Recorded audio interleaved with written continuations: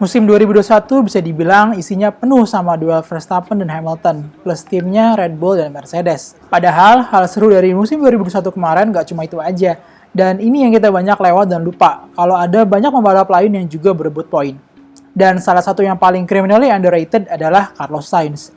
Siapa coba yang bisa nyangka dia bisa langsung cepat beradaptasi di Ferrari dan bisa meraih posisi best of the rest alias posisi kelima. Artinya, kalau kita eliminasi 4 pembalap Red Bull dan Mercedes, dialah yang jadi juara dunianya. Selain itu, persaingan di papan tengah bisa jadi jauh lebih sulit daripada bersaing di atas. Karena emang ketat banget persaingan di papan tengah di musim 2021 kemarin. Dan kita kayak nggak sadar gitu, tahu-tahu Sainz ini dapat posisi 5 di klasemen di balapan terakhir di Abu Dhabi. Jadi emang beneran smooth operator si Sainz ini. Saking smoothnya sampai banyak yang nggak sadar kalau ini adalah musim terbaiknya Sainz di F1. Jadi menarik sih apa yang bikin Sainz bisa langsung nyetel di Ferrari dan bisa ngebantu Ferrari dapat lagi posisi 3 di konstruktor setelah musim 2020 yang menyedihkan kemarin. Di 2020 kemarin, Sainz memutuskan meninggalkan McLaren dan bergabung ke Ferrari untuk musim 2021. Melihat keputusan ini, banyak yang mempertanyakan bahkan kecewa akan keputusan tersebut. Padahal kan di musim 2020, McLaren menunjukkan perkembangan yang pesat dan mampu meraih posisi 3 di konstruktor. Dan secara individu, Sainz bisa dapat posisi akhir ke-6 di klasemen pembalap dan juga berstatus sebagai pembalap nomor 1 di tim. Sedangkan Ferrari kan lagi ampas-ampasnya tuh di 2020 kemarin. Jadi kayak mau jadi apa coba? Tapi nyatanya warna merah Ferrari tetap punya pesona. Nggak peduli lagi sejelek apa tim itu. Ferrari tetaplah Ferrari, tim legendaris di F1. Jadilah Ferrari ini sebagai tim keempatnya Sainz selama balapan di F1. Salah satu masalah pembalap baru adalah masalah adaptasi. Sainz pindah dari McLaren yang kekeluargaan ke Ferrari yang lebih bergaya Machiavelli alias kental akan hierarki dan lebih kaku. Dalam praktiknya, Sainz bisa melakukan transisi itu dengan smooth. Salah satu sebabnya adalah sejak tahun 2015, dari Sainz debut di F1, dia udah pernah balapan di Toro Rosso, Renault, dan McLaren sebelum akhirnya balapan di Ferrari. Dan itu belum menghitung pengalamannya ketika dia jadi test driver di Red Bull. Jadi udah banyak banget pengalaman dia ngerasain atmosfer tim yang beda-beda.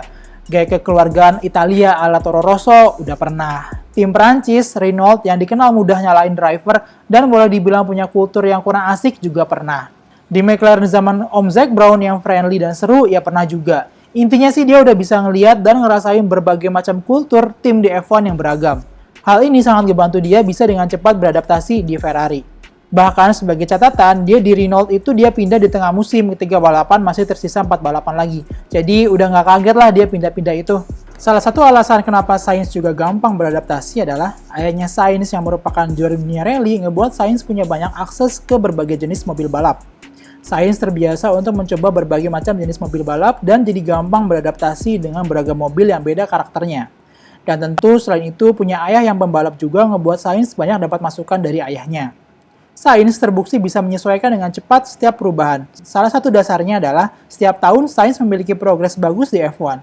Perolehan poinnya dari tahun ke tahun selalu meningkat. Walaupun sepanjang 6 musim itu, dia juga pindah-pindah dari satu tim ke tim lain. Salah satu komitmen Sainz untuk cepat ngeblend di Ferrari adalah dia rela pindah ke Maranello. Sainz memilih lokasi tinggal yang dekat dengan markas Ferrari supaya dia bisa setiap hari pergi ke pabrik. Ngobrol dengan teknisi di sana, ngobrol sama engineer-nya, makan siang bareng di kantin markasnya Ferrari itu. Intinya, Sainz berusaha nyambung sama orang-orang yang bekerja di balik mobilnya itu. Sainz nggak mau jadi tipe pembalap yang muncul cuma pas race weekend aja atau pas ketika memang ada keperluan untuk datang ke markas atau pabriknya. Tapi dia memilih mengakrabkan diri sama orang Ferrari dari awal. Ini juga mirip waktu dia masih di McLaren. Sainz memang pilih ngekos di Woking supaya kalau mau ke markas McLaren dia cuma butuh beberapa menit aja. Sainz nggak memilih tinggal di Monaco yang glamour kayak kebanyakan pembalap F1 lainnya. Etos kerja kayak gitu jelas jadi hal yang positif banget dan ngebuat dia gampang ngeblend sama teknisi dan engineer-nya. Bahkan di tahun pertamanya di Ferrari, dia udah bisa bercanda sama engineer-nya, Riccardo Adami, di radio pas balapan. Ya samalah kayak dia sama engineer pas di McLaren sama Tom Stallard. Selain itu, Sainz sudah muncul di Ferrari dari tanggal 18 Desember 2020. Itu hanya 5 hari berselang dari GP terakhir di musim 2020. Dan dari hari pertama di Ferrari, dia udah berusaha banyak menghabiskan waktunya dengan mobil Ferrari yang ada di sana. Meski dia hanya bisa testing pakai mobil 2018-nya Ferrari karena pembatasan testing di F1. Tapi itu udah lumayan bisa ngebantu dia beradaptasi sama mekanisme dan karakteristik mobil Ferrari. Karena Sainz sadar dengan pembatasan testing di F1 ini yang makin mepet, praktis Sainz hanya punya waktu 3 hari di pre-season testing dengan mobil SF21. Tambahan bagusnya, Sainz ini adalah tipe pembalap yang mau menghabiskan waktunya di simulator berjam-jam, bahkan sampai tengah malam untuk mengambil data atau gathering data. Kebayangkan seberapa besar komitmen dan kerja kerasnya buat langsung nyetel sama tim barunya itu. Gak bisa dipungkiri, salah satu hal yang bikin kita, para fans F1 kecewa pas dia pindah adalah karena kita jadi kehilangan konten-konten bromance Carlando, Sainz, dan Norris pas di McLaren. Makanya ketika pindah ke Ferrari, akan seperti apa hubungannya sama Leclerc, jadi salah satu pertanyaan penting. Karena semua tahu, sejak Leclerc gabung ke Ferrari, dia adalah anak emasnya Ferrari, rising star dan masa depannya Ferrari. Dan banyak yang menyangka kalau Sainz ini hanya akan menjadi wingman-nya Leclerc. Tapi nyatanya hubungan sama Leclerc bisa dibilang saling bantu dan suportif. Memang, jelas nggak sebromance kayak pas sama Lando Norris, tapi keduanya masih bisa cocok dan saling pengertian. Dalam salah satu wawancara, Sainz memang memilih pendekatan yang friendly dalam memandang teammate. Bagi dia, walaupun dia tahu teammate adalah lawan yang pertama yang harus dia kalahkan, tapi dia memilih mengakrabkan diri sama teammate-nya, supaya di balapan bisa saling suportif demi pencapaian tim yang lebih baik. Sainz emang bisa meredam egonya dan memilih menjadi team player ketimbang jadi pembalap yang egois. Filosofi ini emang udah melekat di Sainz dari dia masih di Toro Rosso. Dan itu memang terbukti di pas balapan, karena secara umum kalau Sainz dan Leclerc ada di posisi yang berimbang pada saat balapan, Ferrari biasanya memilih memprioritaskan Leclerc untuk maju. Salah satu buktinya adalah ketika Sainz memberikan jasa towing buat Leclerc di sesi kualifikasi di Turki dan ngasih jalan Leclerc di Meksiko buat ngejar Gasly. Walaupun pada akhirnya mentalitas tim player ini tentu jadi punya sisi negatif. Sainz yang kurang egois akhirnya sedikit banyak berdampak pada catatan balapannya. Di tahun 2021 ini, Sainz memecahkan rekor yang kurang enak di F1. Dengan jumlah poin sebanyak 536,5, Sainz menjadi pembalap F1 dengan jumlah poin terbanyak tanpa pernah menang di F1. Posisi terbaiknya di balapan masih mentok di posisi 2. Meskipun begitu, bisa jadi mentalitas Sainz yang bertipikal team player inilah yang jadi salah satu alasan kenapa Ferrari mengejar Sainz di 2020 untuk menggantikan Vettel. Karena kalau ngelihat catatan balapnya, Sainz jelas belum bisa dibilang pembalap dengan reputasi kelas dunia, karena masih minim podium, boro-boro juara balapan. Beda banget sama mantan pembalap Ferrari sebelumnya kayak Alonso, Raikkonen, dan Vettel, yang saat bergabung udah berstatus juara dunia atau penantang gelar juara dunia. Tapi justru dengan reputasi yang masih nggak terlalu mentereng itu, malah ngebuat egonya tetap terkontrol dan lebih mudah menyesuaikan dengan Ferrari. Kelebihan lainnya adalah Sainz ini dikenal sangat konsisten. Dalam 3 tahun terakhir sebelum dia masuk ke Ferrari, Sainz bisa finish 51 kali dari 58 balapannya. Dengan 38 diantaranya bisa finish point. Konsistensinya ini memang diperluin banget buat nutup celah Leclerc yang cepat tapi kadang masih bisa melakukan kesalahan yang nggak perlu. Salah satu hal yang bikin Sainz sering kali nggak kesorot adalah, entah kenapa, sering banget ketika momen Sainz dapat podium itu selalu ketutup sama isu atau kejadian yang lebih besar di balapan. Dan ini nggak kejadian pas di 2021 aja. Udah dari 2 podium sebelumnya juga kayak gitu. Di Brazil 2019, ketika Sainz dapat podium pertama, Sainz dapat podium ketika perayaannya udah lewat beberapa jam setelah Stewart memutuskan Hamilton yang finish ketiga dapat penalti, yang ngebuat Sainz akhirnya naik ke posisi ketiga. Jadi kayak mau nggak mau podium pertamanya itu kurang meriah karena dia udah nggak dapat momennya lagi. Podium kedua juga sama, nuansanya ketutup sama kemenangan pertamanya Gasly di Monza 2020 yang lebih epic.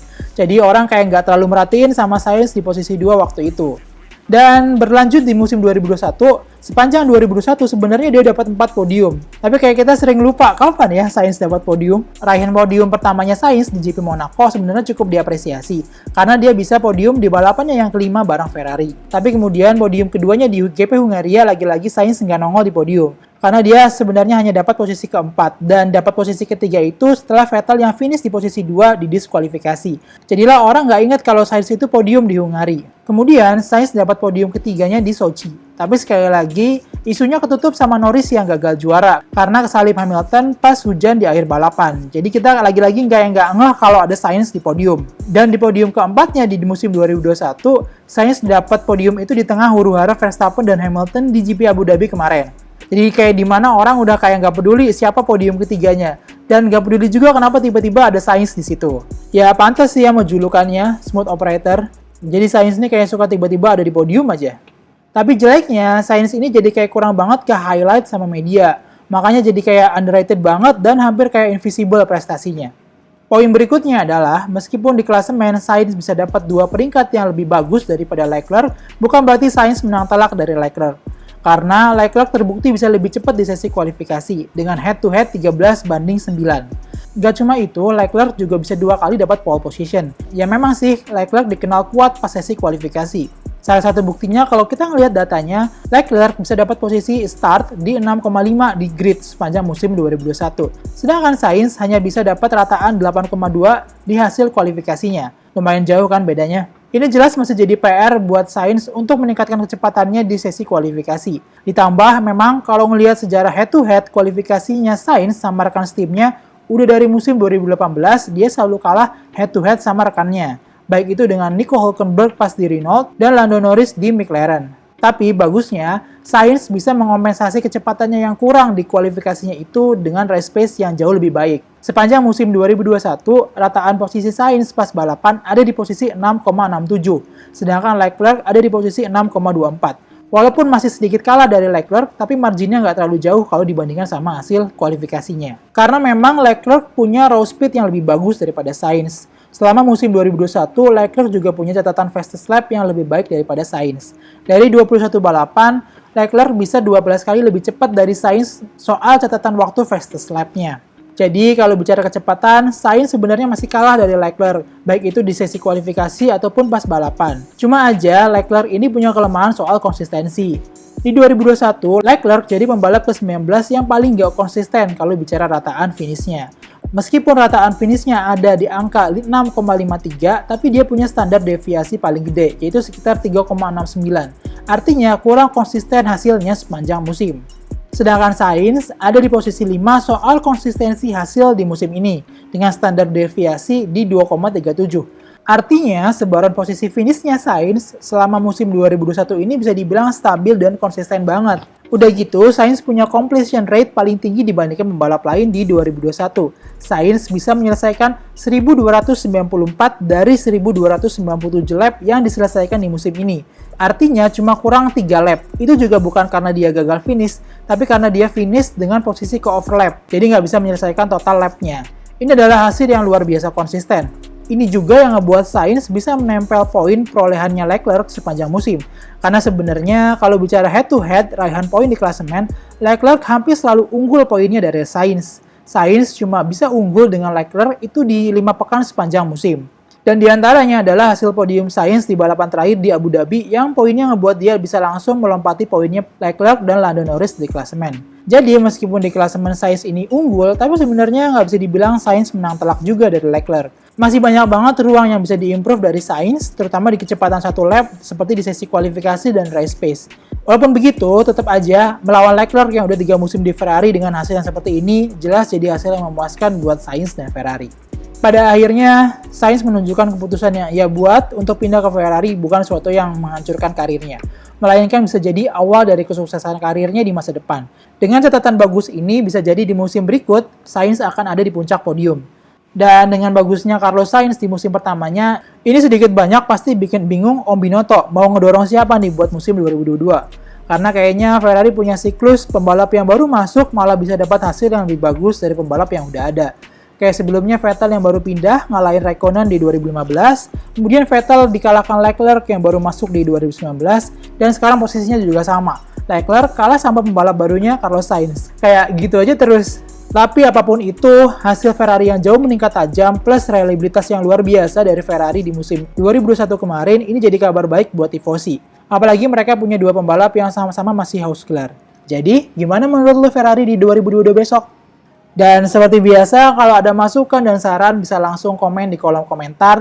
Dan semoga lu suka dengan konten ini. Jangan lupa like dan share. Makasih banyak udah nonton video ini. Sampai ketemu.